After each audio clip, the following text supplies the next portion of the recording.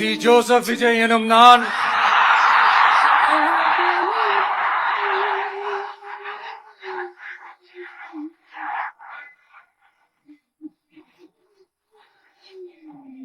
சட்டப்படி அமைக்கப்பெற்ற இந்திய அரசியல் அமைப்பின்பால் உண்மையான நம்பிக்கையும் மாறா பற்றும் கொண்டிருப்பேன் என்றும் இந்திய நாட்டின்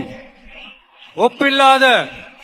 முழு முதல் ஆட்சியையும் ஒருமையையும் நிலை நிறுத்துவேன் என்றும் தமிழ்நாட்டு அரசின் முதலமைச்சராக உண்மையாகவும் உளச்சான்றின்படியும் என் கடமைகளை நிறைவேற்றுவேன் என்றும் அரசியல் அமைப்பிற்கும் சட்டத்திற்கும் இணங்க அச்சமும் ஒருதலை சார்பும் இன்றி விருப்பு வெறுப்பை விலக்கி பலதரப்பட்ட மக்கள் அனைவருக்கும் நேர்மையானதை செய்வேன் என்றும் ஆண்டவன் மீது ஆணையிட்டு உறுதிமொழிகிறேன்.